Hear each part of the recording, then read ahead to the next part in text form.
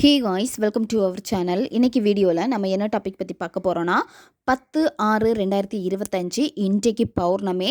இந்த நாளில் நீங்கள் செய்ய வேண்டிய முக்கியமான ஒரு மேனிஃபெஸ்டேஷன் இது.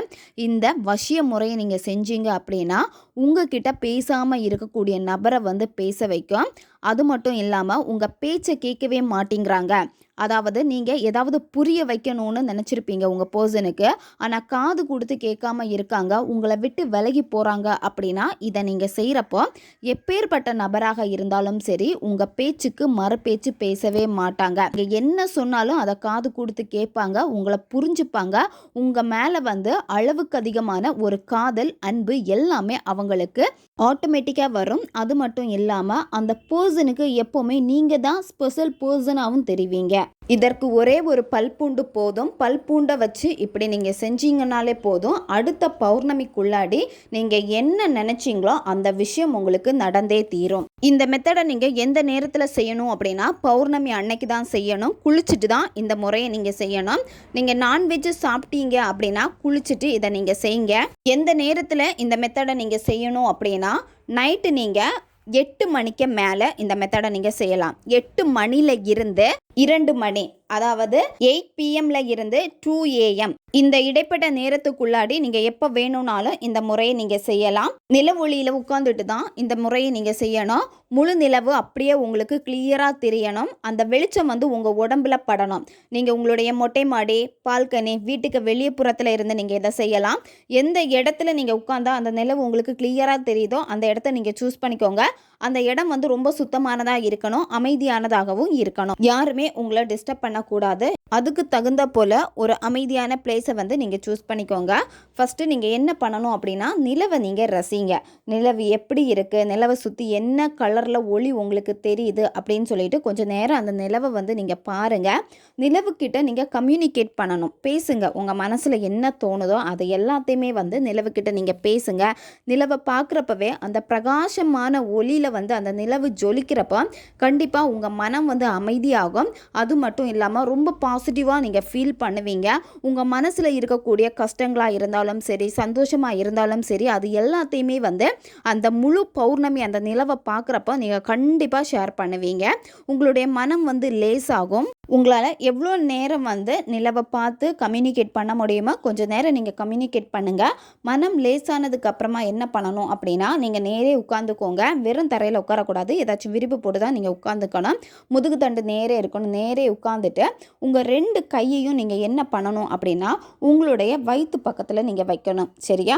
நீங்கள் முத்ராஸ் எதுவுமே போட வேண்டாம். 2 கையும் பார்த்தீங்க அப்படின்னா ஒன்னோடு ஒன்று சேர்ந்தவாறு உங்களுடைய தொப்புள் பக்கத்தில் அந்த 2 கையும் இருக்கணும். இடது கையை மேலே வச்சுட்டு வலது கை இடது கைக்கு கீழே வரது மாதிரி வச்சுட்டு நீங்கள் நேரே உட்காந்துக்கோங்க.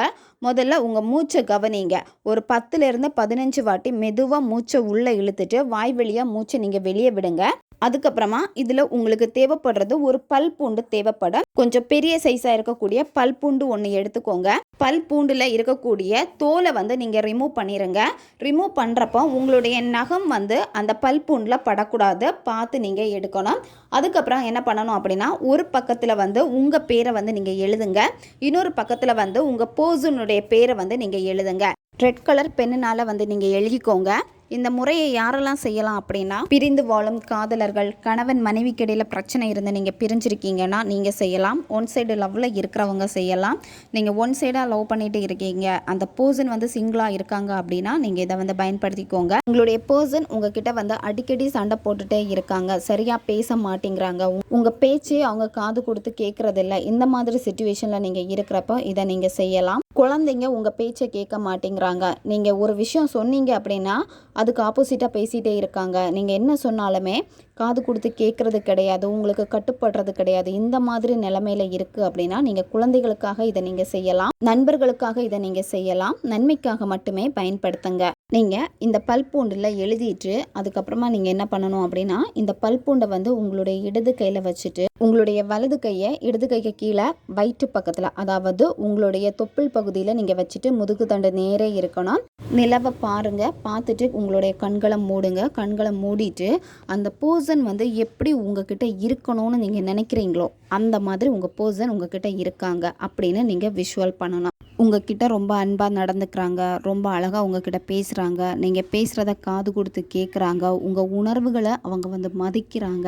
ரொம்ப சந்தோஷமான ஒரு வாழ்க்கையை அந்த பர்சன் கூட நீங்கள் வாழ்ந்துட்டு இருக்கீங்க. நீங்கள் ஆசைப்பட்டது நடந்தால் நீங்கள் எப்படி சந்தோஷப்படுவீங்களோ அந்த சந்தோஷமான உணர்வு நிலையை நீங்கள் வெளிப்படுத்தணும். வெளிப்படுத்திட்டு ரொம்ப ஹாப்பியான ஒரு மைண்ட் செட்டில் அதை வந்து நீங்கள் ரொம்ப அழகாக வந்து ஃபீல் பண்ணுங்கள். அந்த உணர்வு நிலைகளை நீங்கள் கொடுக்குறப்ப என்ன ஆகும் அப்படின்னா, நீங்கள் கையில் வச்சுருக்கக்கூடிய அந்த பூண்டு வந்து அதை அப்சர்வ் பண்ணிக்கும், உறிஞ்செடுத்துக்கும். நீங்கள் என்ன கேட்டிங்களோ அந்த விஷயத்தை வந்து அதை அப்படியே வந்து உறிஞ்செடுக்கும் அந்த எனர்ஜியை. அதுக்கு அடுத்து நீங்கள் என்ன பண்ணணும் அப்படின்னா, அந்த பல் பூண்டை வந்து நீங்கள் உங்களுடைய முந்தானையில் முடிஞ்சு வச்சுக்கோங்க. 3 நாள் முடிஞ்சு வச்சுக்கோங்க. இதில் உங்களுக்கு ஒரு டவுட் இருக்கும், 3 நாளுமே ஒரே சாரி தான் கட்டணுமா அப்படின்னு சொல்லிட்டு. அப்படி கிடையாது. நீங்கள் சாரி சேஞ்ச் பண்ணுறப்போ நீங்கள் அடுத்த 2வது நாள் என்ன சாரி நீங்கள் கட்டுறீங்களோ அந்த சாரியில் முடிஞ்சு வச்சுக்கோங்க. இப்போ சாரியில் முடிஞ்சு வைக்க முடியாதவங்க என்ன பண்ணுங்க அப்படின்னா, நீங்கள் யூஸ் பண்ணக்கூடிய கர்ச்சிஃபில் வந்து நீங்கள் இதை முடிஞ்சு வச்சுக்கோங்க. பாய்ஸ் நீங்கள் பண்ணுறீங்க அப்படின்னா நீங்கள் கர்ச்சிஃப்லேயே முடிஞ்சு வச்சுக்கோங்க.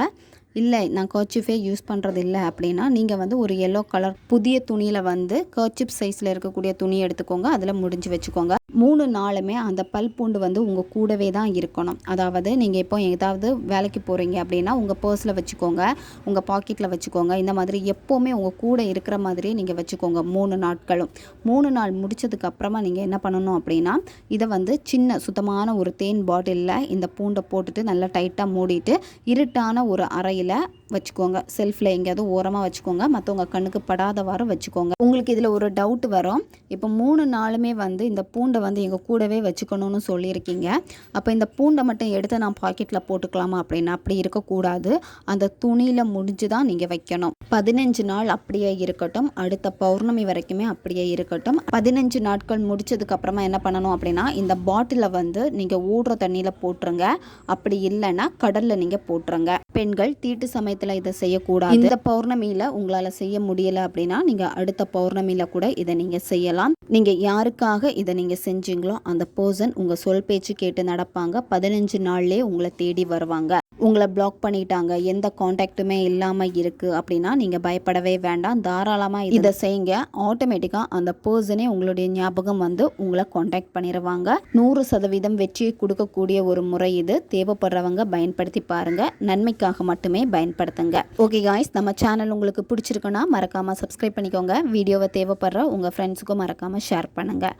அவங்களுக்கும் இது உபயோகமாக இருக்கும். இன்னும் நிறைய வீடியோஸ் நம்ம சேனலில் அப்லோட் ஆகிட்டே இருக்கும். புது புது டெக்னிக்ஸ் எல்லாமே வந்து அப்லோட் ஆகும்.